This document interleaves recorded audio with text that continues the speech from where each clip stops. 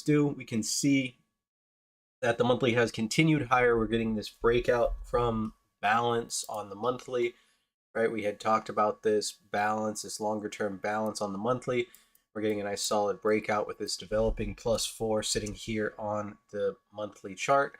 The first thing that we always do, right, is monitor for continuation. We're very close at actually trading above it right now, that 47.87. But we traded up to our equilibrium, which was kind of our plan, right? We didn't really see many levels in here. We talked about 47.17 a little bit, and that was more of like a weekly level. But we kind of blasted through that, and we're trading up 47.68 now. So key thing here is be paying attention. The market being so close, we're about 20 points off the all-time high. We want to be paying attention to that. And one thing that I cannot stress enough, and I've been stressing all week, is don't fight these breakouts, right? Don't try to time the market. Don't try to be right. Just go with the market, right? Let the market tell you what it wants to do, and then just go with it. Remember, traders like you and I are not moving the market, right? Unless you're on here somehow and you're secretly working for BlackRock and you have enough capital allocation to move the market. But most likely it's just a drop in the bucket type of trade, just like the rest of us, right? No one really notices it. So what we want to do is just kind of get in with the market and go with it. And you can see, that's worked out amazingly this month so far. Just been a rip to the upside. I mean, just December alone, we're trading up about 5% here. And then if you measure from that pullback in October, we're trading up about 16%. And then for the year to date, we're trading up about 25% this year. So everyone's 401ks, right? Everyone's a genius this year. So that's awesome. But for those that are day trading, right, the one of the harder things, it's a lot harder than just buying and holding. Typically, if you hold something long enough, right, if you have that long money, you can be a winner because eventually, according to history, the market always finds its way back to the highs. And that's kind of what we're seeing here. There's a lot of panic this year. There was a lot of panic just in even August and September when we had that pullback, and into October, everyone was talking about it. Luckily for us, we were held on sides because we saw on the monthly bar, we got above that settle, telling us that momentum traders had been trapped down there, and we were able to get that continuation to the upside and pretty much stay on the right side of the market for the entire time. Now switching over to the weekly, you can see we're continuing the one-time framing up. We've got this nice big weekly bar developing higher. You kind of had this 2-week balance, something that we talked about. We got a nice breakout this week. We had the contract changeover, so it's a little bit skewed here with this gap, but you definitely have a larger breakout here. And this is what these tacticians refer to as a cup and handle. Now, I don't know, I'm not a tactician, so I'm not sure how far the breakout is supposed to be after a cup and handle. But if any of you guys out there are, let me know. Is it like the length of the handle? Is it peak to trough on the cup? What is it?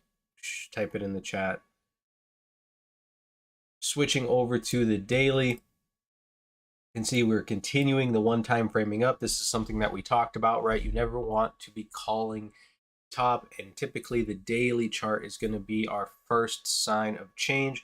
So until we get the cessation of one time framing, which would be a break below yesterday's low of 46.9675, then we want to be trading with value. Now, there could be some opportunity intraday to be short, possibly. Really, kind of have to wait and see. It's looking like today we're going to be opening up on a gap higher with the market trading up 47.87 and yesterday's high 47.64 quarter. So about a 20-point gap. Typically, and this is something I picked up from Peter Rezenchek, any gap over 10 points, if you're a newer trader, it's better to just sit out, watch the market develop for a little while. Don't try to be too aggressive. Don't look for that gap fill. I know a lot of people probably got stuck short yesterday, but in reality, yesterday was one of the easiest days to trade. We didn't get what we normally get on an FOMC day, which is a rip one way and a rip another. And I think that's why a lot of people got caught off sides, is that's what they were expecting or kind of praying for. They didn't just kind of go with the market and they got caught off sides. Now switching over here to the profile, we get a little bit of a closer view and do a little bit of a review from yesterday. You can see for most of the day, we just spent time down lower, just hanging out at this kind of low area above yesterday's range, building value higher. Right, everyone was staying long yesterday. It was a nice little day. There was a little opportunity, mechanical short opportunity that set up here from the 6, traded back, cleaned up this mechanical low, but then left another mechanical low. And then as the news came out, the market ripped up. Powell stepped on, and the market continued to rip. We got a little bit of a pullback and then balanced higher. So short covering close the session. We get that kind of P shape. We've got some news that came out this morning, this unemployment claims. The market has just continued higher. We've got overnight inventory, 100% net long. And so the first thing that we want to be paying attention to is there going to be a correction of overnight inventory? And if there is a correction of overnight inventory, it will most likely be early. Now, if we get a pullback to this point of control, very wide point of control, and that's that 47.76, that's where kind of our first play is going to be looking to come in, looking to buy, right? Unable to fill that gap. We're going to be looking to get long and take it back up above the Globex high and towards that 48.0875, which is the all-time high. Now, should they close the gap, right, there's going to be kind of two opportunities, I think, if we build value higher, and it really just depends on the tempo that the market builds going into this. But if the market were to stay above that 47.44, which is kind of where I've drawn my line in the sand, I think there's still some opportunity here to get back above yesterday's high, or at least just kind of range in this area up here and try to bring some more volume, right? The VPOC did not shift up even with that big move yesterday and into the close. Below that 47.44, you start to kind of drift in here. We've got, a lot of single prints, even a couple up here as well. But a lot of single prints below, and the market could get very choppy and a little bit volatile. So exercise some caution in that area. So it's a big area. 47.44 to 47.08, I think, is probably one of the most dangerous places to trade today.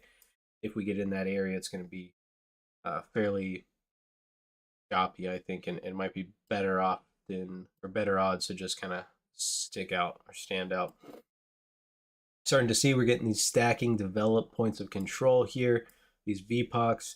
That's an indication that there's no supply in the market, right? There's no selling at all for the most part.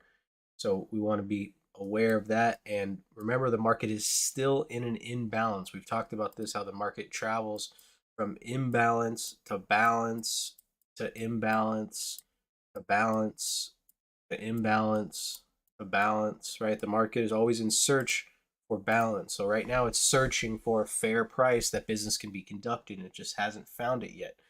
The market just continues to be parabolic and just trade in a straight up direction. And like I said, don't try to be a hero. Don't try to fight it. Just go with the market and kind of what it's telling you. And if you are unsure of what the market is trying to tell you and you're trying to learn, send me an email. We'll get you a link to the Discord, and you can jump in with us, ask some questions, and further your knowledge and your understanding of value. Other than that, you guys have a wonderful day. Make sure you're managing risk and sticking to your trade plan, and I will see you guys tomorrow.